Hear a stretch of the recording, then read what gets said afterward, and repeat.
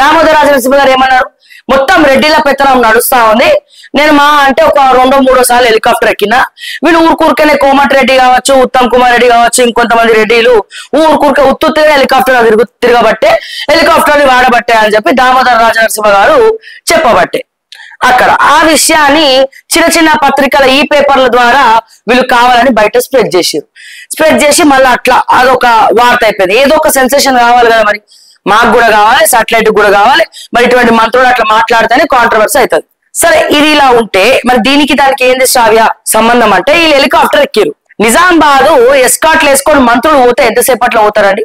ఎక్కడ కూడా మంత్రులకు ఆ సైరన్ ఉంటది, ట్రాఫిక్ ఉండదు, వెళ్ళిపోతారు, సిగ్నల్ క్రాస్ అవ్వచ్చు, వాళ్ళు వెళ్ళిపోవచ్చు.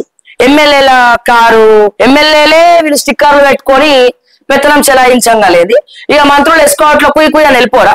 ఇక్కడ తొక్కితే మంచి ఓఆర్ఆర్ రోడ్ ఎక్కేసి అద్భుతంగా గంటన్నర, మోస్ట్లీ ఆల్మోస్ట్ గంటన్నర 2 గంటలు ఈ మాత్రం దానికి వీళ్ళు అక్కడ హెలికాప్టర్ బేగంపేటలు ఎక్కాలంట, ఆడ దిగాలన్నట.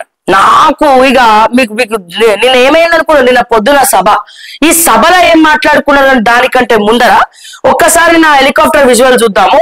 ఆ హెలికాప్టర్ ఆ నిజామాబాద్ స్టేజ్ దగ్గర ఇట్లా దిగుతా ఉంటే ఆ హెలికాప్టర్ ఫ్యాన్ పైన కుయ్యి తిరుగుతా చూడు, ఆ తిరిగిన గాలికి అక్కడ ఉన్నటువంటి ఆ స్టేజ్ గాని స్టాల్స్ గాని ఎగిరిపోయినాయి. ఇక హైలైట్ కామెడీ అంటే హైలైట్ కామెడీ, మీమ్స్ చేసేటోళ్లకు, రీల్స్ చేసేటోళ్లకు అద్భుతమైనటువంటి కామెడీ. మరి తెలివితేటలు అనాలన్నా, లేకపోతే అవగాహన లేదు వీళ్ళకనన్నా, లేకపోతే ఎందుకు అడ్డంగా ఇట్లా పిచ్చి పిచ్చి వివరాలన్నీ వేసి బుక్ అవుతారనన్నా, ఏమనాలి? మీకోసం కనిపెట్టినారు హెలికాప్టర్లు మంత్రులు తిరగనికి. హెలికాప్టర్ ఎక్కడం తప్పు కాదు, కానీ దానికో సమయం సందర్భం ఉన్నది. 200 కిలోమీటర్లు 2 గంటల్లో పోయేదానికి కూడా హెలికాప్టర్ వాడడం ఏందో మరి మీకు దండం పెట్టాలి, చేతులు ఎత్తి మొక్కాలి మా మంత్రులకు. మరి ఇది చూస్తే ఇక్కడ కూడా అందరూ మరి రెడ్డి మంత్రులే ఉన్నారు, అందరు ఉత్తమ్ కుమార్ రెడ్డి గారే ఉన్నారు, మా తుమ్మల నాగేశ్వరరావు గారు, మా జూపల్లి రావు గారు అంటే వాళ్ళు వెలమ సామాజిక వర్గం అనుకుందాం. ఇక వాళ్ళందరూ కలిసి ఇక హెలికాప్టర్ ఎక్కి వెళ్ళిపోయినారు. ఒక్కసారి మనం అది చూద్దాము, అది చూసినాక మీకు ఆ విజువల్ చూస్తే మీకు ఐడియా వస్తుంది యాక్చువల్గా. ఇగో ఒకసారి చూడండి, ఇది నిజామాబాద్ లో నిన్న రైతుకు సంబంధించినటువంటి కార్యక్రమము, అవగాహన సభనో ఏదో సభ పెట్టినారు మొత్తానికి. సో ఆ సభకు ఉత్తమ్ కుమార్ రెడ్డి గారు, మన తుమ్మల నాగేశ్వరరావు గారు అగ్రికల్చర్ మినిస్టర్, నిజామాబాద్ జిల్లా మంత్రి వర్యులు ఇన్ఛార్జ్ వర్యులు ఎవరైనా జూపల్లి కృష్ణారావు గారు, వీళ్ళందరూ హెలికాప్టర్ ఎక్కి అందరూ పెద్ద ఏజ్, అందరూ కూడా కొంచెం మరి కార్లో పోయి ఓపిక లేదు ఏమో తెలియదు, దాన్ని కూడా మనం కాంట్రవర్సీ చేయలేము. మరి వీళ్ళు హెలికాప్టర్ అయితే ఎక్కిపోయిండ్రు, ఎక్కిపోయిన వాళ్ళు హెలికాప్టర్ ముందర ఆపాలనా, మరి తీసుకపోయి అట్లా ఆపుతారు ఎవడన్నా? అది వాళ్ళు ఇక్కడ దిగిపోయేసరికి ఇగో చూడండి స్టేజ్ ఎట్లా ఎగిరిపోయింది, ఆ గాలికి అందరూ ఉరుక్కుంటూ వచ్చేది ఏమైంది.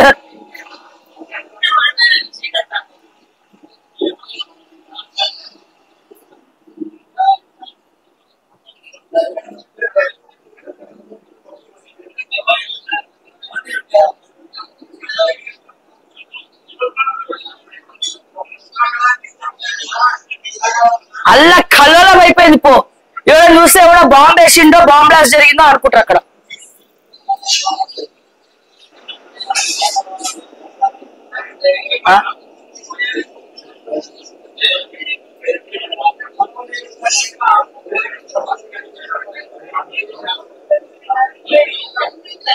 నేను అనుకున్నా రైజింగ్ తెలంగాణ అంటే ఏందో అనుకున్నా. రైజింగ్ తెలంగాణ అంటే జింగ్ హెలికాప్టర్ జింగ్ తెలంగాణ అనమాట. అంటే వీళ్ళు రైజింగ్ అయితే ఉంటది. ఏం రైజింగ్ అయితే ఉంటది? హెలికాప్టర్ ఇట్లా కిందికి వెళ్ళి పైకి పోతుంది చూసిరా, దాన్నే రైజింగ్ అంటారు. ఈ జింగ్ అమేజింగ్ రైజింగ్ మన కాంగ్రెస్ వాళ్ళకే సాధ్యం. అది ప్రజెంట్ ఈ సిచ్యువేషన్ చూస్తా ఉంటే మన కాంగ్రెస్ వాళ్ళకే సాధ్యం. Sorry to say this Revanth Reddy గారు, మీనాక్షి నటరాజన్ గారు. ఇక మా మీనాక్షి నటరాజన్ గారేమో ట్రైన్ వస్తుంది, వీళ్ళేమో ఇక్కడిక్కడనే హెలికాప్టర్ ఎక్కి పోతారు. మళ్ళీ జీవితం మొత్తంలో మళ్ళీ హెలికాప్టర్ ఎక్కుతామో లేమో అనుకుంటారో, లేదో అనుకుంటారో, ఏమనుకుంటున్నారో తెలియదు. కానీ ఇక ఉత్తుగానే హెలికాప్టర్ ఇక ఉంది కదా, ఫ్రీగా వస్తే ఫినాయిల్ తాగుదాం అన్నట్టు అయిపోయింది పరిస్థితి. ఇక నేనేమనలేదు, మీరేం వినలేదు. ఓకే, ఇది పరిస్థితి. ఆఖరికి పాపం మా ఎర్రవర్తి అనిల్ సార్ కూడా దుమ్ముకి బలవబట్టే. ఒకసారి మీరు విజువల్ మళ్ళీ ప్లే చేస్తున్నా, ఎట్లా గిరిపోయింది చూడండి.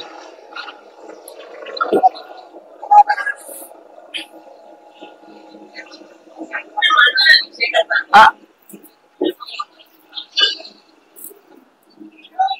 ఆ, అందరు ఉరికొచ్చిన సునామీ వచ్చినట్టు అదేదో ఈదురు వాళ్ళు వచ్చినట్టు పాపం వాళ్ళకి ఎంత కష్టం వచ్చే అక్కడ ఉన్న వాళ్ళకు.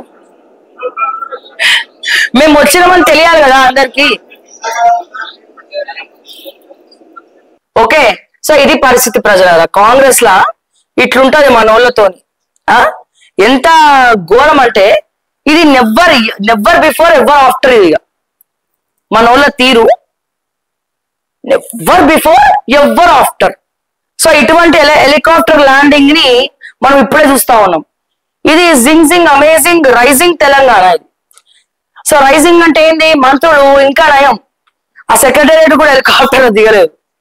ఇంటి దగ్గర నుంచి మినిస్టర్ క్వార్టర్స్ నుంచి ఇంకా నయం ఆ సెక్రటేరియట్ కి హెలికాప్టరు, మళ్ళా హెలికాప్టర్ కో సైరను, మళ్ళా వాళ్ళ ఇంటికి వాళ్ళ పెళ్లిళ్ళ కూతురు మధ్య రోజుకో, ఇప్పుడు పెళ్లిళ్ళ సీజన్ కదా అందరు పెళ్లిళ్ళకు పిలుస్తారు, పోవాలి. టైం సరిపోదు, ఒక్క రోజు 50 పెళ్లిళ్ళు 100 పెళ్లిళ్ళు అటెండ్ చేయాలి. ఏం చేయాలి అప్పుడు? ఇప్పుడు కూడా ఇంకా నేను దానికి కూడా ఐడియా రాలేదు హెలికాప్టర్ లో దిగుదామని. ఇంత పెళ్లి కూతురు పెళ్లి కొడుకు స్టేజ్ మీద కూర్చుంటే ఆ స్టేజ్ కూడా ఎగిరిపోతుంది. సో ఇట్లా అయిపోయింది ప్రజల పరిస్థితి. అంటే నేనేమంటున్నా, హెలికాప్టర్ ఎక్కితే మాటి మాటికి ఎంత ఖర్చు వస్తుంది?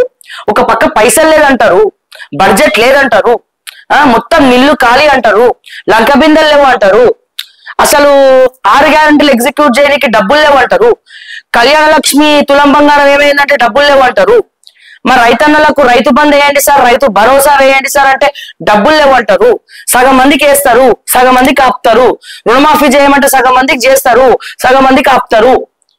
సో ఇట్లా చేసుకుంటా పోతూ మళ్ళా జింగ్ జింగ్ అమేజింగ్ రైజింగ్ తెలంగాణ అంటే మరి ఎట్లా సార్? మరి ప్రశ్నించద్దు, మాట్లాడద్దు, ఉన్నది ఉన్నట్టు చెప్పొద్దు, ఎంతసేపు భజన కొట్టాలంటారు మీరు.